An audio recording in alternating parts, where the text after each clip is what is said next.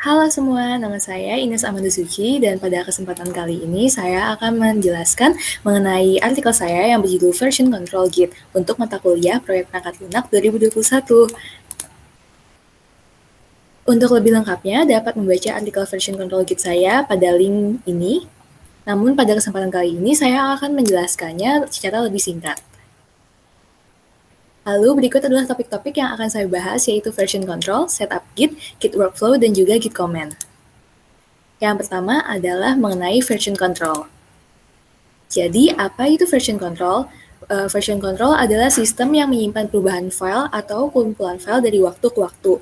Jadi, layaknya layanan dokumen, presentasi, atau pengolah data berbasis web seperti Google Docs, Spreadsheet, dan juga Slides itu dapat dikerjakan secara bersamaan dengan tim. Nah, jadi version control itu juga dapat digunakan secara tim, baik digunakan untuk individu ataupun juga kerjasama dengan orang lain. Di version control ini juga terdapat history untuk melihat siapa saja yang bertanggung jawab terhadap perubahan suatu file tersebut. Contoh layanan dari version control itu salah satunya adalah Git. Namun Git itu juga ada layanannya yang terbesar itu yang biasa kami gunakan atau developer gunakan adalah GitHub dan GitLab.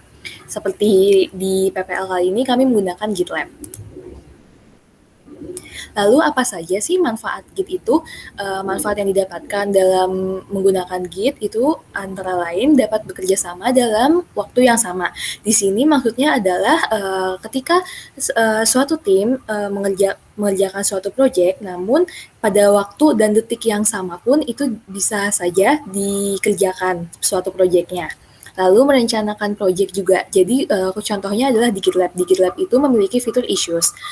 Di issues itu dapat menuliskan apa saja bug atau error ataupun yang akan dikerjakan di kemudian hari.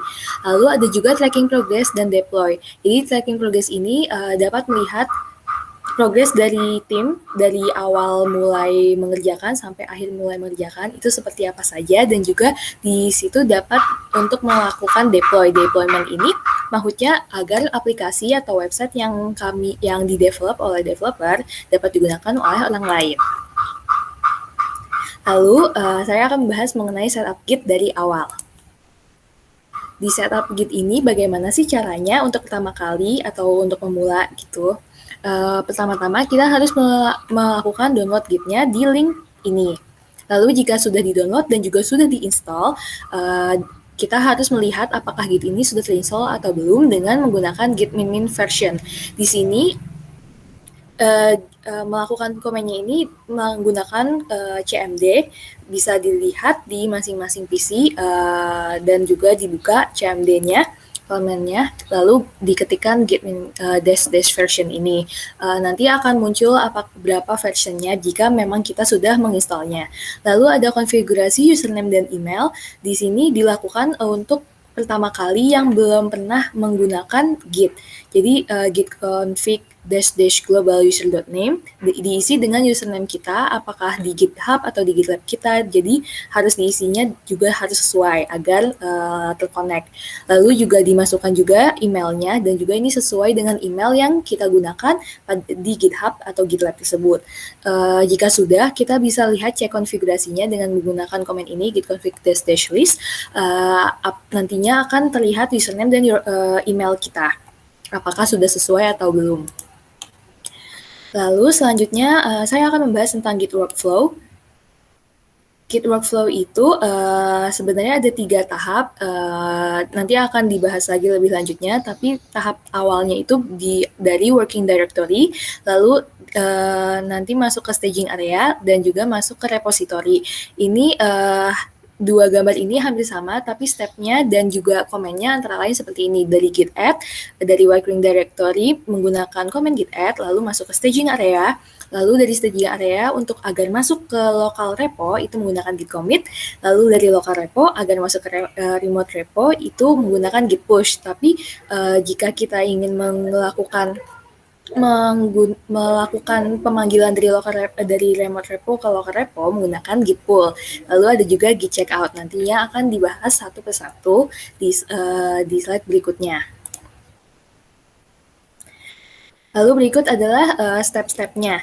Jadi yang pertama itu adalah working directory. Jadi apa sih working directory itu? Working directory itu adalah workspace kita untuk menyimpan file-file project yang ada di PC atau lokal kita. Lalu agar masuk dalam staging area, kita harus menggunakan command git add. Lalu di staging area itu adalah draft sementara sebelum dimasukkan ke tempat permanen yang ada di layanan Git yang ada di internet. Lalu untuk agar masuk dari staging area ke local repository menggunakan git commit. Selanjutnya adalah jika sudah masuk ke local repository, jadi ada namanya repository. Repository itu adalah tempat penyimpanan project yang ada di Git. Lalu sifatnya itu permanen dan juga nanti termasuk ke dalam file draft namanya. Dibagi menjadi dua, ada local repository sama ada remote repository. Jadi bedanya itu kalau local repository itu repository yang ada di PC masing-masing kita. Sedangkan untuk remote repository itu repository yang sudah di host yang ada di internet di GitHub atau GitLab-nya. Nah, untuk dari local repository ke remote repository menggunakan command git push. Sedangkan untuk yang ada di remote repository ini dari remote masuk ke lokal menggunakan git pull dan dari lokal pindah ke working directory itu menggunakan git checkout seperti yang ada tadi di gambar sebelumnya. Lalu saya akan membahas mengenai git command namun yang biasa digunakan saja atau dasar-dasarnya saja untuk pemula. Yang pertama adalah inisialisasi Git repository. Ini untuk tahap awal dalam menggunakan Git.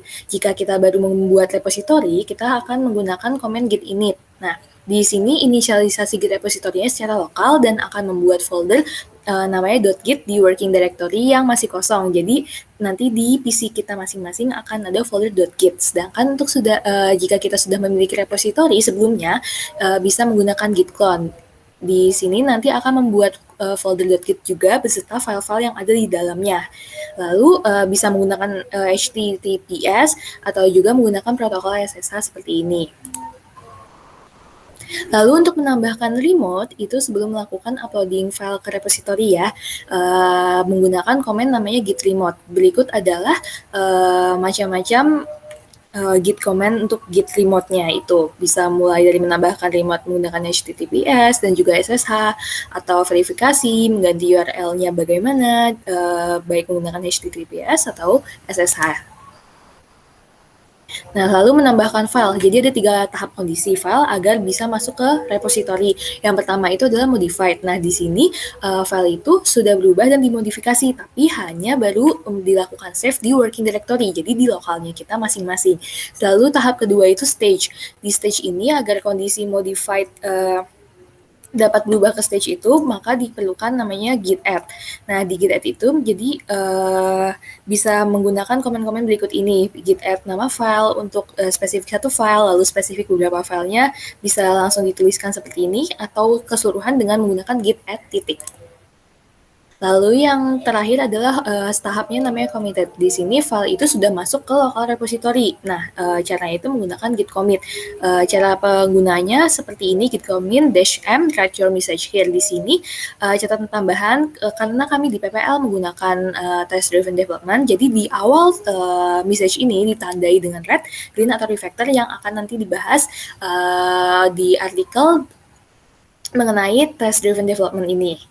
Lalu selanjutnya adalah untuk message-nya ini diharapkan jelas agar memudahkan kita diri sendiri dan juga orang lain dalam membaca apa yang telah kita buat. Lalu untuk cek status perubahan itu menggunakan git status untuk melihat file yang akan dimasukkan ke repository itu sedang di tahap apa yang dari 3 tahap sebelumnya itu.